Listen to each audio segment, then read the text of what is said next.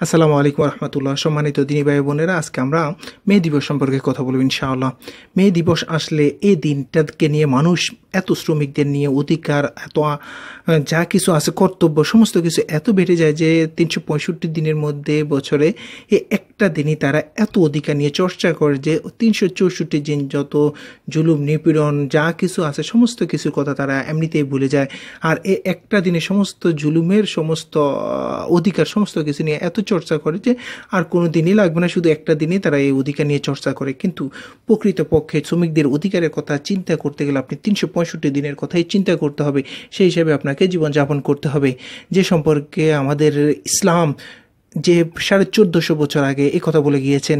রাসূল সাল্লাল্লাহু আলাইহি সাল্লাম বলেন যে মালিক এবং শ্রমিকের মধ্যে সহযোগী একটা ভাব থাকবে, তারা একে অন্যের প্রতি ভাই ভাই সম্পর্ক থাকবে, তারা কেউ কারো দাসী নয়, প্রত্যেকে তার একে অন্যের প্রতি তাদের অধিকার তাদের কর্তব্যসমূহ আমানত থাকবে। যে যার মতো করে যে তার আমানতটা অবশ্যই অবশ্যই বাধ্যতামূলকভাবে তাকে অবশ্যই আমানতদারিত্ব দেখাতে হবে। কেউ যদি কোনো তার অধীনস্থ শ্রমিকদের উপর জুলুম করে একবার, এটি কত কঠিন কথা যে কোনো ব্যক্তি যদি কোনো শ্রমিক বা কোনো মালিক যদি কোনো শ্রমিকের উপর জুলুম করে, আল্লাহ পাক কাল কিয়ামতের ময়দানে ওই মালিকের প্রতি ওই মালিকের বিরুদ্ধে সাক্ষ্য দিবে, মামলা দিবে স্বয়ং নিজেই। আল্লাহ পাক রাসূল সাল্লাল্লাহু আলাইহি সাল্লাম বলেন আল্লাহ পাক হচ্ছে প্রত্যেকটা শ্রমিকের বন্ধু, আর প্রত্যেকটা শ্রমিক হচ্ছে আল্লাহর বন্ধু। এই জন্য কোনো বন্ধু যদি বন্ধুর বিপক্ষে যে কোনো বন্ধু যদি কোনো শত্রু থাকে, সে যেভাবে ঝাঁপিয়ে পড়ে ঠিক তেমনি কোনো শ্রমিকের বিপক্ষে যদি কোনো ব্যক্তি যা ঠিক তেমনি আল্লাহ পাক ওই মালিকের পক্ষকে ওই মালিককে আল্লাহ পাক কঠিন শাস্তিতে গ্রেপ্তার করবে। এই জন্য আসুন আমরা কোনো প্রকার শ্রমিকের প্রতি জুলুম থেকে শুরু করে সমস্ত খারাপ আচরণ থেকে তাদেরকে আমরা অবশ্যই আমরা খারাপ আচরণ থেকে নিজেরা সরে আসবো। রাসূল সাল্লাল্লাহু আলাইহি সাল্লাম বলেন শ্রমিকের ঘাম শুকানোর আগে তাদের পাওনাটা মিটিয়ে দাও। তোমরা যে পরিমাণ শ্রমিকদের লাগবে ওই যে কাজের জন্য তোমরা ঠিক সেই পরিমাণ শ্রমিক তোমাদের কাজের জন্য যুক্ত করো, তোমাদের কাজের জন্য নাও। আমাদের দেখা যায় কি আমাদের গায়ে শক্তি আছে, আমাদের ক্ষমতা আছে, আমরা কি করি ৮ জন বা ১০ জন কাজের লোককে আমরা ৫ জন দিয়ে আমরা ওই কাজটা করিয়ে নিই, কিন্তু ওই ৫ জন দিয়ে আমরা ওই কাজটা করালাম, কিন্তু তাদের যে এক্সট্রা পরিশ্রম হয়েছে আমরা এদিকে কোনোভাবেই ভ্রুক্ষেপ করি না যে তাদেরকে একটা ওভার টাইম আমরা যে একটা এক্সট্রা কিছু তাদের টাকা দিয়ে দিব, ওই ধরনের আমরা কোনো ভ্রুক্ষেপ করি না। এই জন্য কাল কিয়ামতের ময়দানে তাদের প্রতি আপনি যে জুলুম করেছেন তার জন্য আপনাকে অবশ্যই অবশ্যই জবাবদিহি করতে হবে। আমরা এদিকে অবশ্যই লক্ষ্য রাখবো। রাসূল সাল্লাল্লাহু আলাইহি সাল্লাম মৃত্যুর সময় সবচাইতে বেশি দুইটা কথা বারবার বারবার শুধু বলতেন, সেটি হচ্ছে এক নম্বর হচ্ছে সালাত সালাত সালাত, যে হে আমার উম্মতরা তোমরা সালাতের প্রতি গুরুত্ব দাও, সালাতের প্রতি গুরুত্ব দাও। আর ২ নম্বর হচ্ছে যে তোমার অধীনস্থ যারা আছে তোমার কাজের লোক ও যা কিছু সবাইকে সবার সাথে তোমরা সদ্ব্যবহার করো, তোমার অধীনস্থদের সাথে তুমি সদ্ব্যবহার করো, ভালো আচরণ করো। কাল কিয়ামতের ময়দানে তুমি তোমার অধীনস্থদের সম্পর্কে জিজ্ঞাসিত হবে। তাদের সম্পর্কে যদি তুমি খারাপ আচরণ করো, তাদেরকে যদি কোনো ধরনের টর্চার করো, জুলুম করো, তার জন্য তোমাকে অবশ্যই অবশ্যই জবাবদিহি করতে হবে। এই জন্য আসুন আমরা কোনো প্রকার শ্রমিককে আমাদের নিজের দাসী মনে না করি, দাস মনে না করি। আমরা যদি এই কাজটা করি আমরা আল্লাহর পক্ষ থেকে আমরা কঠিন আযাবে গ্রেপ্তার হব। রাসূল সাল্লাল্লাহু আলাইহি সাল্লামের থাকা অবস্থায় দুনিয়াতে থাকা অবস্থায় রাসূল সাল্লাল্লাহু আলাইহি সাল্লামের যুগে এক সাহাবী তার দাসকে এত কোনো একটা কাজের কারণে অন্যায় কাজের কারণে তাকে এতটা টর্চার এতটা অত্যাচার করলো। রাসূল সাল্লাল্লাহু আলাইহি সাল্লাম এই জিনিসটা দেখে রাসূল সাল্লাল্লাহু আলাইহি সাল্লাম সাথে সাথে প্রতিবাদ করলেন। তিনি বললেন, হে অমুক, তুমি যে যে পরিমাণ তোমার দাসের উপর অত্যাচার করলো, তুমি যে পরিমাণ তোমার দাস থেকে ক্ষমতাধর, তোমার থেকে অসংখ্য অসংখ্য অসংখ্য কোটি কোটি কোটি কোটি অগণিত অসীম গুণ ক্ষমতাধর হচ্ছে তোমার আল্লাহ, তোমার মালিক, তুমি তাকে ভয় করো। তখন সাথে সাথে ওই সাহাবীটা নিজের ভুল বুঝতে পেরে তিনি কি করলেন, সাথে সাথে তার দাসীটাকে মুক্ত করে দিলেন, আজাদ করে দিলেন। কিন্তু আমাদের যুগে তো রাসূল সাল্লাল্লাহু আলাইহি সাল্লাম নাই ঠিকই, কিন্তু আমাদের কোরআন এবং হাদিস রাসূল সাল্লাল্লাহু আলাইহি সাল্লাম বলে তোমরা আমি যখন থাকবো না কোরআন এবং হাদিসকে আঁকড়ে ধরবে। এই জন্য রাসূল সাল্লাল্লাহু আলাইহি সাল্লাম ১৪৫০ বছর আগে আমাদেরকে এই দুইটা নির্দেশনা আমাদেরকে দিয়ে গেছে, কোরআন এবং হাদিস। আমরা এইগুলা কীভাবে শ্রমিকের অধিকারের কথা বলে আমরা এগুলা নিয়ে গবেষণা করব, রিসার্চ করব, আমরা সেই হিসাবে চলবো। আল্লাহ পাক পবিত্র কোরআনের মধ্যে বলেন আমি শ্রমিক এবং মালিক পক্ষকে বানিয়েছি, শুধু শ্রমিককেও বানাইনি, শুধু মালিককেও বানাই। যদি শুধু দুনিয়ার বুকে শুধু শ্রমিক শ্রমিক শ্রমিক থাকতো তখন, অথবা শুধু মালিক মালিক মালিক থাকতো, তখন দুনিয়ার ভারসাম্যটা থাকতো না। কারণ সবাই তো, যদি সবাই শ্রমিক হয়ে যায় তখন মালিক থাকবে কে? আবার সবাই যদি মালিক হয়ে যায় তখন কাজ করবে কে? এই জন্য শ্রমিক এবং মালিক পক্ষ আল্লাহ পাক বানিয়েছেন। তবে এই না যে শ্রমিককে বানিয়ে আল্লাহ পাক তাদের উপর জুলুম করেছেন। রাসূল সাল্লাল্লাহু আলাইহি সাল্লাম বলেন, কোনো গরিব কোনো শ্রমিককে তারা দিনমজুর তারা কি করবেন, তারা যদি সুন্দরভাবে ইসলামিকভাবে চলাফেরা করে, তারা ধনীদের থেকে মালিকদের পক্ষ থেকে 500 বছর আগে তারা জান্নাতে প্রবেশ করবেন। সেক্ষেত্রে আমরা দেখা যায় কি, তারা এই দুনিয়ার ক্ষণিকের জন্য তারা হয়তো কঠোর পরিশ্রমী বা দিনমজুর শ্রমিক হয়েছে ঠিকই, কিন্তু তাদের জন্য আলটিমেট 500 বছরের আগে তারা ধনীদের থেকে তারা জান্নাতে চলে যাবে। তবে আল্লাহ পাক শুধু ওই শ্রমিককে বানিয়ে ক্ষান্ত হন নাই, তাদের জন্য পবিত্র কোরআনের প্রায় 150টা আয়াতের মধ্যে তাদের পারিশ্রমিকের কথা আল্লাহ পাক বারবার শুধু বলেছেন। এই জন্য আমরা শ্রমিকদেরকে ছোট করব না। আল্লাহ পাক প্রত্যেকটা নবী রাসূল, বেশিরভাগ নবী রাসূলকে তারা আল্লাহ পাক কী করেছেন, শ্রমিক হিসেবে আল্লাহ পাক বানিয়ে দুনিয়াতে পাঠিয়েছেন। আমরা প্রত্যেক নবীর কথা জানি, কিন্তু আমাদের নেতা বিশ্বনবী হযরত মুহাম্মদ মুস্তাফা সাল্লাল্লাহু আলাইহি সাল্লামকে সর্বপ্রথম তিনি বকরি চড়াতেন, ওইটা নিয়ে তিনি জীবিকা অর্জন করতেন। তারপর তার চাচার সাথে তিনি কাজ করতেন, এমনকি আমাজান খাদিজা রাদিয়াল্লাহুর কর্মচারী হিসেবে, তার ব্যবসায়ের কর্মচারী হিসেবে তিনি সর্বপ্রথম কাজে যোগ দেন। এভাবে করে প্রত্যেকটা রাসূলকে, প্রত্যেকটা নবীদেরকে আল্লাহ পাক শ্রমিক হিসেবে দুনিয়ার বুকে রাজা হিসেবে, পরবর্তীতে অবস্থা বেঁধে শুধু কয়েকজন নবীদেরকে ছাড়া আল্লাহ পাক বেশিরভাগ নবী রাসূলদেরকে কি করেছেন, শ্রমিক হিসেবে পাঠিয়েছেন। সুতরাং আমরা যারা শ্রমিক আছেন, আপনারা কোনোভাবে না, আল্লাহ পাক আমাদেরকে দেখছে শুধু, আর কাউকে দেখে নাই। আল্লাহ পাক আমাদেরকে যদি শ্রমিক না বানিয়ে মালিক বানাতো তাহলে কি হইতো? এই ধরনের কোনো ধরনের আমরা ভ্রুক্ষেপ করবো না। কারণ কি, কিয়ামতের দিন আমাদের জন্য আমাদের মালিক আমার আল্লাহ 500 বছর আগে আমাদেরকে জান্নাতে দাখিল করবে। এই জন্য আমরা কোনো ধরনের ভ্রুক্ষেপ, মন খারাপ করব না। তবে রাসূল সাল্লাল্লাহু আলাইহি সাল্লামের একটা হাদিস, যে তোমাদের হাতের কামায়ের রুজির মাধ্যমে যে আহার, এটা হচ্ছে দুনিয়ার সবচেয়ে উত্তম আহার।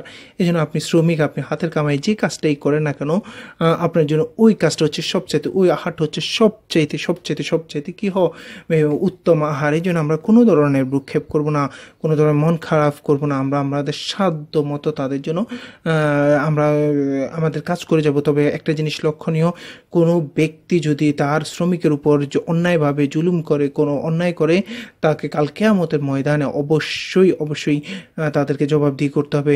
রাসূল সাল্লাল্লাহু আলাইহি সাল্লাম বলেন, তোমরা যা খাও তাদেরকে তা খাও, তোমার অধীনস্থদেরকে তা খাও, তাদের ঘাম শুকানোর আগে তাদেরকে কি করে দাও, পাওনা আদায় করে দাও।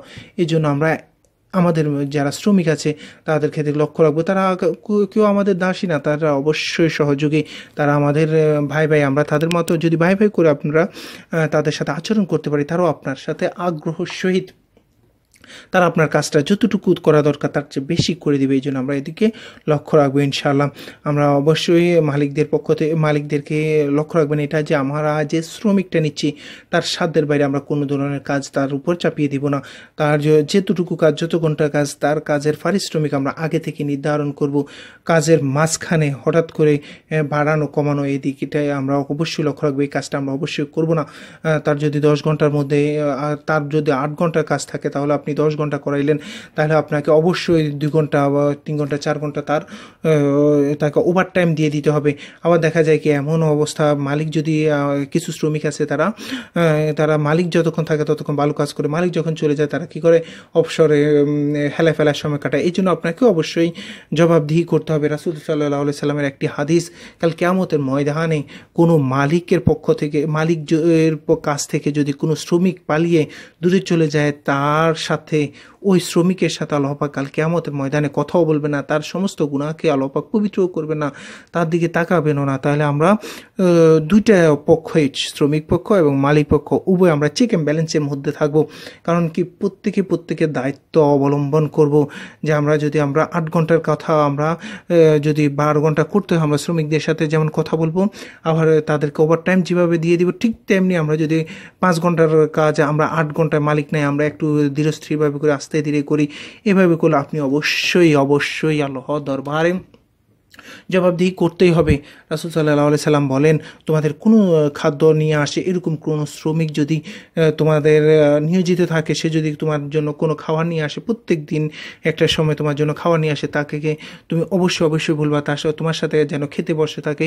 তুমি যেটা যা খাওয়া, তুমি যেখানে খাওয়া, এভাবে তাকে নিয়ে তাকে আপ্যায়ন করার চেষ্টা করবা। সে যদি বিব্রত বোধ না করে, সেক্ষেত্রে তুমি প্রতিদিনই তাকে খাওয়ানোর জন্য রিকোয়েস্ট করবা, তার সাথে তুমি যা খাওয়া তাকে তা খাওয়াবা। এভাবে তোমরা চেষ্টা করে যাবা, কোনোভাবে জুলুম যেন না হয়। রাসূল সাল্লাল্লাহু আলাইহি সাল্লাম বলেন যে স্বয়ং আল্লাহ পাক তার নিজের উপর জুলুম করাকে হারাম করে দিয়েছেন। যে মালিকের কোনো আইন নেই, কোনো বিধান নেই, সমস্ত কিছুই তার অধীনস্থ, সমস্ত কিছুই তার সৃষ্টি, সেই মালিক পর্যন্ত তার উপর জুলুম করাকে হারাম করে দিয়েছেন। আর সেখানে আমরা যেন কোনো মালিক পক্ষ বা কোনো শ্রমিক পক্ষ, আমরা কারোর প্রতি যেন জুলুম না হয়, আমরা ওইদিকে অবশ্যই লক্ষ্য রাখবো। প্রত্যেকের দায়িত্বটা আমাকে, আমার মালিক যে পরিমাণ কাজ দিয়েছে, আমরা অবশ্যই সেই পরিমাণ কাজটা সম্পূর্ণভাবে আদায় করব। কারণ আমরা ওই মালিকের পক্ষ থেকে আমরা আমানতটা বুঝিয়ে নিয়েছি। আর মালিকও যে পরিমাণ কাজটা সম্পূর্ণ হওয়ার পর সাথে ঘাম শুকানোর আগে তাকে তার পাওনাটা মিটিয়ে দিতে হবে, ওইটাও তার আমানত।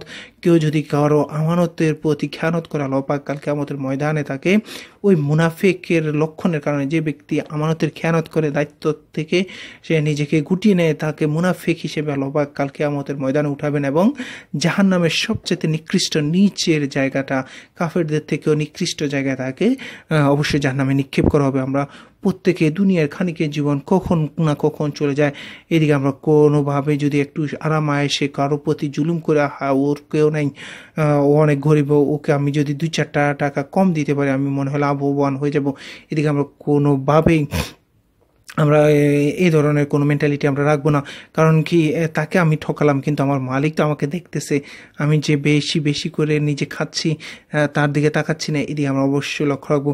আমরা যার সাধ্য মতো তাদেরকে সেবা যত্ন করব, তাদের কাজকর্মগুলো বুঝে পাওয়ার পর তাদের সঠিকভাবে মূল্যায়ন করব, তাদের পারিশ্রমিকটা দিয়ে দিব। তাদেরকে যদি সম্ভব হয়, আমার কাজটা যে পরিমাণ করা দরকার তার থেকে সে সুন্দর করে করছে, আমরা যদি সম্ভব হয় আমরা তাকে একটু পকেট মানি দিয়ে দেবো, তাকে একটু এক্সট্রা কিছু টাকা দিয়ে দিব। এভাবে করে তাদের সাথে আমরা সুসম্পর্ক বজায় রাখবো না। আমরা শুধু একটা দিন শ্রমিক ডে, ওই দিনের মধ্যে আমরা শুধু অধিকার নিয়ে কথা বলি, কিন্তু আলটিমেট যে আমাদের প্রতিদিনে এই শ্রমিকদের নিয়ে কথা বলতে হবে, তাদের অধিকার নিয়ে আমরা সচেতন থাকতে হবে। আমরা কেউই আমরা এই ধরনের কোনো ধরনের কাজকর্ম করি না। আমাদের এমন একটা অবস্থা হয়ে গেছে, মানবাধিকার সংগঠনগুলো তারা প্রতিদিন প্রত্যেকের জন্য কথা বলে ঠিকই, কিন্তু তারা তাদের কি করে, তাদের গৃহকর্মীদের উপর নিজেরাই অত্যাচার করে, কিন্তু প্রতিদিন সবাইকে বুঝ জ্ঞান দেয় যে অমুকের উপর অত্যাচার করবে না, অমুকের ওই কাজটা করবে না, এভাবে করবে না, এভাবে অনেক করবে না, কিন্তু নিজের কাজের লোককে এভাবে টর্চার করে। আমরা এদিকে অবশ্যই লক্ষ্য রাখবো। সে তো আমার কাজের লোক হইলে কি হবে, সে তার আর্থিক অবস্থার কারণে আমাদের কাছে আসছে। আমিও তো আল্লাহ পাক আমাকে যদি গরিব বানাইতো, আমি তো কোনো একটা জায়গায় কাজ করতে হইতো, তাহলে আমার উপর যদি এরকম জুলুম হইতো, এটা আমরা ভাববো। আমরা কোনো সে আসছে, সে কাজের লোক, তাকে আমরা জুলুম করিয়ে দেয়, তাকে 2-4 টাকা কম দিই, তার উপর আমরা না একটা অন্যায় করে ফেলছে, তাকে আমরা অনেক সময় নাউজুবিল্লাহ ওই ধরনের কাজের লোকদেরকে মাঝে মধ্যে আমরা গলা চিপে ধরি, তাদেরকে হাত তোলা হয়, তাদেরকে দেখা যায় কি লোহার ছ্যাঁক দেওয়া হয়। এই ধরনের আমরা এই সমস্ত কাজকর্মগুলো থেকে আমরা অবশ্যই বিরত থাকবো। মনে রাখবেন, আপনার সবার মালিক, যে মালিকটা, তিনি আমাদের সমস্ত কিছু দেখতেছেন। এই একটা বিষয়ের উপর আমরা, আল্লাহ পাক যদি আমাদেরকে ধরেন, আল্লাহ পাক বলতেছেন যে কাল কিয়ামতের ময়দানে এরকম জুলুম করার কারণে মালিকের বিপক্ষে আল্লাহ পাক শ্রমিকের পক্ষ হয়ে আমাদের বিরুদ্ধে নালিশ করবেন, সাক্ষ্য মামলা করবেন, আর আল্লাহ পাক তাদের বন্ধু। সুতরাং আমরা এদিকে অবশ্যই লক্ষ্য রাখবো যে আমাদের মালিক যেন আমাদের বিপক্ষে চলে না যায়, এভাবে আমরা কোনো ধরনের আচরণ করবো না। অবশ্যই আমরা সর্বশেষ যে রাসূল সাল্লাল্লাহু আলাইহি ওয়াসাল্লামের একটি জীবনী থেকে আমরা একটু কথা বলে আমরা আজকে শেষ করব। সেটি হচ্ছে, আমরা প্রত্যেকেই জানি আনাস রাদিয়াল্লাহুর কথা।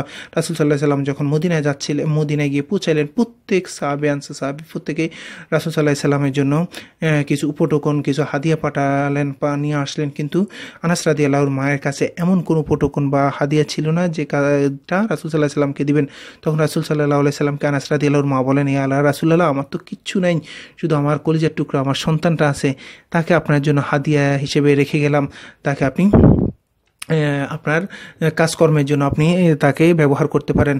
তখন সেই থেকে 10 বছরের ছোট্ট শিশু আনাস রাদিয়াল্লাহু রাসূল সাল্লাল্লাহু আলাইহি সাল্লামের সোহবতে কি আর বুঝতো, কিন্তু রাসূল সাল্লাল্লাহু আলাইহি সাল্লাম তাকে এত আদর এত যত্ন করতেন। তাকে সে তো আর সেরকম কাজ করতে পারতো না, হয়তো একটু কাপড় নিয়ে দিয়ে দিত অথবা মেসওয়াকটা নিয়ে এগিয়ে দিত অথবা গামছাটা যেরকম যতটুকু শুদ্ধ 10 বছরের বাচ্চা আর যতটুকু করে সর্বোচ্চ যতটুকু করতো তিনি করতেন। কিন্তু রাসূল সাল্লাল্লাহু আলাইহি সাল্লাম তার কোনো অন্যায়ের কারণে তাকে কখনো গালি দেন নাই, তাকে কখনো খারাপ আচরণ করেন নাই, তার সাথে সম্পূর্ণভাবে নিজের মতো করে আদর সোহাগ দিয়া আদর যত্ন করে তাকে আস্তে আস্তে মানুষ করেছেন। রাসূল সাল্লাল্লাহু আলাইহি সাল্লাম তাকে যে কাজের লোক বা তার অধীনস্থ তাকে যে কাজ করার জন্য হাদিয়া দিয়ে ওইরকম কোনো ধরনের আনাস রাদিয়াল্লাহুর উপর এরকম আচরণ করে নাই। আনাস রাদিয়াল্লাহু যদি কখনো ভুলও হইতো, রাসূল সাল্লাল্লাহু আলাইহি সাল্লাম আমরা যেরকম কোনো ধরনের অন্যায় হয়ে গেলে কিছু করতে পারি আর না পারি, আমাদের যে ব্রু কুচকানো হয় বা রাগে তাদের উপর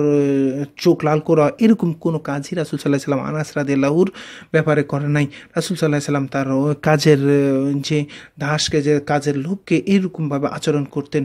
ঠিক তেমনি আমরা আমাদের থেকে রাসূল সাল্লাল্লাহু আলাইহি সাল্লাম থেকে আমরা শিক্ষা গ্রহণ করব। আমাদের রাসূল, আমাদের নেতা, বিশ্বনবী আখেরি নবী নবিকুলের সর্দার হযরত মুহাম্মদ মুস্তাফা সাল্লাল্লাহু আলাইহি সাল্লাম আমাদেরকে যেভাবে দেখিয়ে দিয়েছে সেভাবে আমরা অবশ্যই আচরণ করব। যেখানে যতটুকু দরকার ওই কাজের লোককে ওইভাবে আমরা মূল্যায়ন করব, তার পারিশ্রমিকটা দিয়ে দিব, তার পারিশ্রমিকটা আগে নির্ধারণ করব। তার উপর জুলুম হয় এরকম কোনো কাজই যেন আমাদের দ্বারা না হয়। আমরা সবসময় কোরআন হাদিসের আলোকে শ্রমিকদের অধিকার এবং মালিকদের অধিকার সেই বিষয়ে আমরা অবশ্যই লক্ষ্য রেখে আমরা কাজ করব। মনে রাখবেন, আল্লাহ পাক জুলুম করেন না, জুলুমকে পছন্দ করেন না। আমরা প্রত্যেকেই মালিক শ্রমিকের অধিকার নিয়ে নিজেরা চেষ্টা করব, সবাইকে দাওয়াত দেব এবং সেই হিসেবে আমল করব। যতটুকু বলেছি সবাইকে আমল করার সে তৌফিক দান করুক। আমিন আমিন আমিন। আসসালামু আলাইকুম ওয়া রাহমাতুল্লাহি ওয়া বারাকাতুহু।